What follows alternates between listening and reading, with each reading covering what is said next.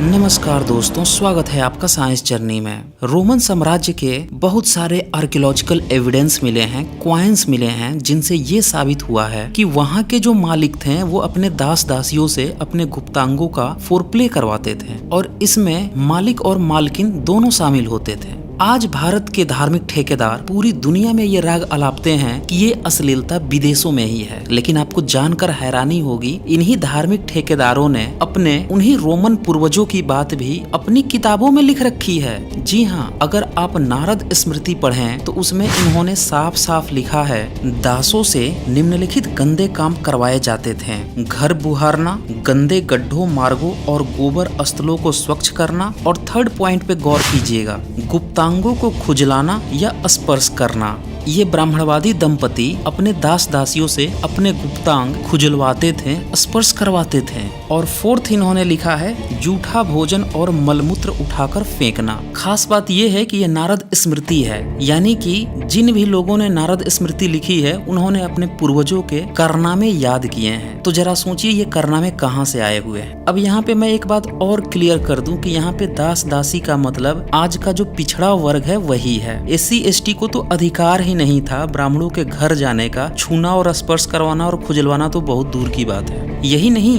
ब्राह्मणों ने शूद्रों के साथ साथ क्षत्रियों और वैश्यों से भी ये काम करवाए हैं। आप याज्ञवल्क्य स्मृति पढ़ लीजिए या फिर नारद स्मृति का ही 39 चैप्टर आप देखें, उसमें साफ साफ लिखा गया है कि क्षत्रिय, वैश्य और शूद्र ये तीनों वर्ण ब्राह्मण के और वैश्य व शूद्र क्षत्रिय के दास हो सकते हैं, परंतु क्षत्रिय किसी वैश्य या शूद्र का और वैश्य किसी शूद्र का दास नहीं हो सकता। पिछले 100-200 सालों में इन्होंने बहुत सारी पुस्तकें जारी की है। उसमें से कात्यायन के नाम पर भी एक इन्होंने पुस्तक जारी की है। उसमें इन्होंने लिखा है कि ब्राह्मण किसी ब्राह्मण का दास नहीं हो सकता, किंतु यदि उसे होना पड़े तो वह पवित्र कार्य करेगा, पूर्वोक्त गंदे काम नहीं। दरअसल जो लोग ये बातें बढ़ा चढ़ा कर दिखाते हैं कि भारत में ब्राह्मण धर्म में महिलाओं को बहुत अधिकार दिया है, आप इस पूरी वीडियो को देखते जाएं, आपको पूरी तरह से क्लियर हो जाएगा कि ब्राह्मण धर्म ने किस तरह से महिलाओं का अति शोषण किया हुआ है। इतनी बुरी तरह से उनकी वेश्यावृत्ति कराई है, इतने बेरहम तो चकला घर के दलाल भी नहीं होते होंगे। महाभारत में तो राजा की बेटी को वैश्या तक बना दिया गया है। अगर आप महाभारत के उद्योग पर्व के 15 चैप्टर को देखें तो उसमें एक प्रसंग आता है कि ऋषि गालव ने अपने गुरु विश्वामित्र को 800 घोड़े गुरु दक्षिणा में देने थे, अतः वह राजा ययाति के पास गया। राजा ने उसे 800 घोड़े तो न दिए पर अपनी कन्या ही दे दी और कहा कि देव, मेरी यह एक कन्या है, यह अपूर्व सुंदरी और सभी गुणों से संपन्न है। त्रिलोक में कोई ऐसा नहीं जो इसे वर्ण करने की इच्छा न रखता हो। इससे सुरों, असुरों, आर्यों और अनार्यों सबको मोह लेने की अभूतपूर्व शक्ति है। मैं अपनी यह पुत्री आपको अर्पित करता हूँ। आप इसे किसी भी राजा के पास बेचकर, सुना आपने, बेचकर सहज ही गुरु दक्षिणा जुटा सकते हैं। मतलब एक ऋषि गया राजा के पास घोड़े मांगने के लिए और उसने अपनी बेटी को दे दिया, ले जा ऋषि से कहीं बेच दे। आगे सुने, अब ऋषि उस कन्या को लेकर अयोध्या नरेश हरेशों के पास पहुंचा और उसने 200 घोड़े के बदले में उस कन्या को उस राजा को दे दिया और शर्त रखा कि तुम्हें इससे एक पुत्र उत्पन्न करना है। और ये बात साफ साफ उद्योग पर्व के चैप्टर 116 के श्लोक 15 में लिखी हुई है। फिर जब एक पुत्र उत्पन्न हो गया तो ऋषि उस माधवी कन्या को ले जाकर अब एक दूसरा भड़ुआ राजा था दिवोदास, उसको 200 घोड़े के बदले में दे दिया। शर्त वही थी कि तुम भी एक बच्चा इसे पैदा कर लो। मतलब यहाँ पे वो कन्या ऐसे इस्तेमाल हो रही है जैसे वॉशिंग मशीन हो, जो भी आए अपने कपड़े उसमें डाल दे। और ये बात लिखी है उद्योग पर्व के चैप्टर 117 का 7वें श्लोक में। इसके बाद जब एक बच्चा पैदा हो जाता है तो ऋषि उस माधवी औरत को, अब कन्या से तो औरत बन चुकी थी वो, उसे ले जाकर अब की बार सीधे सीधे 400 घोड़े के बदले में बेच देता है। और शर्त क्या होती है कि अब 2 बच्चे तुम पैदा कर लो। कुल मिला के ब्राह्मण धर्म में स्त्री की इतनी बुरी तरह से प्रताड़ना लिखी हुई है, इतनी गिरी हुई मानसिकता के ये लोग थे कि इससे ज्यादा ये सोच भी नहीं सकते थे। आर्यभट्ट के नाम पर इन्होंने पिछले 150 सालों में एक और किताब लिखी है जिसको ये गणितज्ञ बताते फिरते हैं। आपको जानकर हैरानी होगी कि आज के गणित की किताबों में हम सेव, केला, बनाना बेचने और खरीदने की बात करते हैं, और आर्यभट्ट की उस किताब में इन्होंने लिखा है कि 16 वर्ष की एक दासी 32 निष्क, जो प्राचीन काल में गोल्ड का एक सिक्का होता था, में मिलती है तो 20 वर्ष की दासी का क्या दाम होगा। खरीद फरोख्त में भी दासी का नाम आ रहा है। सोचिए इनके माइंड में क्या चलता था। यही यही नहीं, 1905 में इन लोगों ने एक काल्पनिक कौटिल्य के नाम पर अर्थशास्त्र की किताब निकाली थी और उस किताब में भी अपनी इसी दास दासी प्रथा को जारी करते हुए इन लोगों ने लिखा कि दास बेचे जाते थे,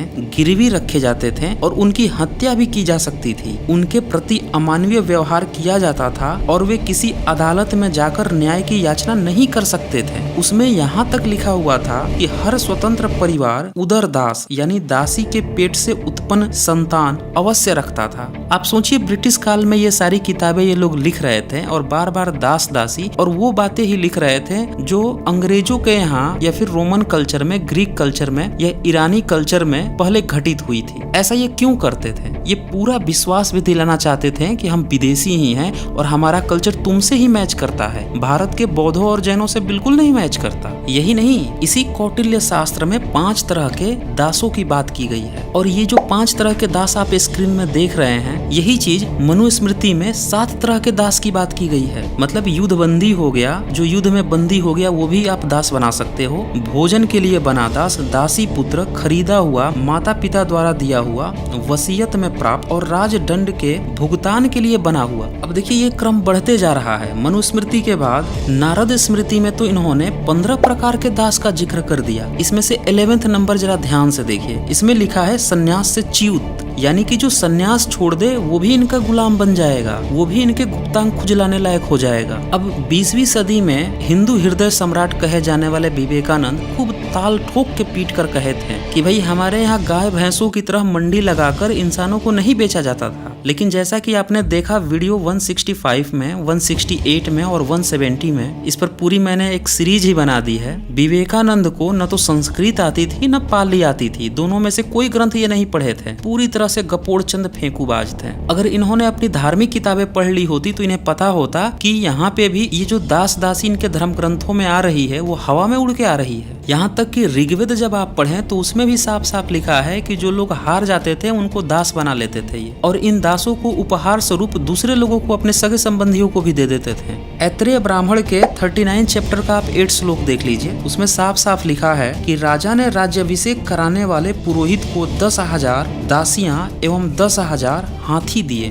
ऐत्रेय ब्राह्मण के ही सप्तकंडिका में अध्याय 3 में आप देखें, वहाँ पे लिखा है कि राजा हरिश्चंद्र की कोई संतान नहीं थी, अतः उसने वरुण देवता की मनौती की। वरुण ने प्रसन्न होकर कहा, तुम्हारे संतान तो होगी लेकिन तुम्हें उसके लिए बलि देनी होगी। और फिर जब राजमहिषी का पुत्र हुआ, जिसका नाम इन्होंने रोहित रखा था, फिर हरिश्चंद्र अपनी मनौती पूरी करने के लिए पहुंच गया एक अजिगर्त ऋषि के पास, और वो ऋषि ने कुछ पैसों के लिए अपने बेटे को भी बेच दिया कि ले जाओ इसको बलि चढ़ा दो। ये है ब्राह्मणवादियों का धर्म, जिसमें ऋषि भी अपने बच्चे को बेच दे रहा है, वो भी बलि चढ़ाने के लिए। और आजकल ये पूरी दुनिया को मानवता का पाठ पढ़ा रहे हैं कि भाई बलि प्रथा खराब है, वो बकरा ईद मना रहा है। वो अरे अपने घर भी तो देख लो, क्या क्या गंदगी तुमने लिख रखी है। वो तो जो बकरा ईद मना रहा है वो तो खराब है ही, तुमने अपनी किताबों में क्या लिख रखा है? क्यों नहीं उठा कर जला देते इन किताबों को जो ऐसी फर्जी और फालतू की बातें कर रही हैं। और ये जो मैंने अभी कथा सुनाई हरिश्चंद्र वाली, ये सारी कथाएं आपको चाहे ब्रह्मांड पुराण हो या देवी भागवत पुराण हो या भगवत पुराण हो या ब्रह्म पुराण हो या संख्यायन ब्राह्मण हो, सब में दी हुई है। ये लोग उपनिषदों का भी गीत गाते हैं। इसका भी एक उदाहरण आपको दिखा देता हूँ। छांदोग्य उपनिषद में एक ब्रह्मवेता ऋषि है, उसके पास एक राजा जाता है ब्रह्म ज्ञान लेने के लिए,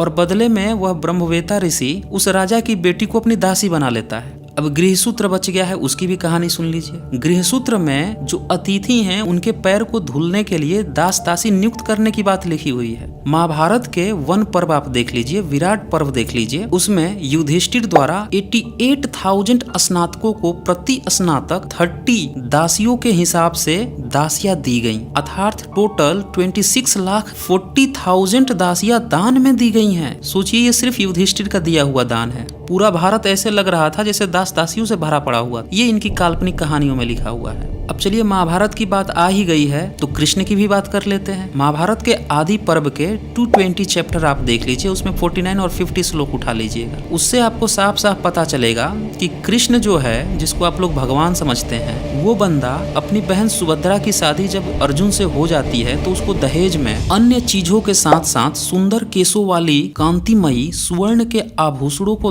धारण करने वाली छोटे छोटे रोमों से युक्त गोरे वर्ण वाली तथा सेवा में चतुर एवं हजार अलंकृत स्त्रियां दी। सुना आपने, काली स्त्रियां नहीं, गोरी गोरी स्त्रियों को दिया। मतलब उसकी एक बहन है और फ्री में सैकड़ों और लड़कियों को दान में दे रहा है। उनकी अपनी जिंदगी नहीं है, ये भगवान है, दास दासी प्रथा का समर्थक। अब कृष्ण की बात हो रही है तो राम कैसे छूट जाए। वाल्मीकि रामायण का बालकांड उठा लीजिए, 74 सर्ग 5th श्लोक देख लीजिए। इसमें जनक जो है राम की शादी पर दहेज दे रहा है राम को। एक सीता के साथ साथ 100 कन्याएं तथा उत्तम दास दासियां भेंट की। मतलब एक सीता पर 100 फ्री कन्याएं और दे दिया। अब तुलसी कैसे पीछे रहा था, इसने भी अपने रामचरितमानस के बालकांड में ये लिख दिया कि अन्य सारी चीजों के साथ साथ दास और दासियां भी राम को दहेज में मिली थी। कुल मिलाकर ब्राह्मण धर्म में दास दासी हो या यूं कहें कि शूद्र और स्त्रियां, इन सब की स्थिति बद से बदतर कर रखी थी ब्राह्मण धर्म ने। सिर्फ कागज के पन्नों पर नहीं, प्रैक्टिकल भी। ये इतनी निचली मानसिकता से भी गए गुजरे लोग हैं जिनकी काल्पनिक कथा कहानियों को भी पढ़कर इनसे घिन्न होने लगती है। और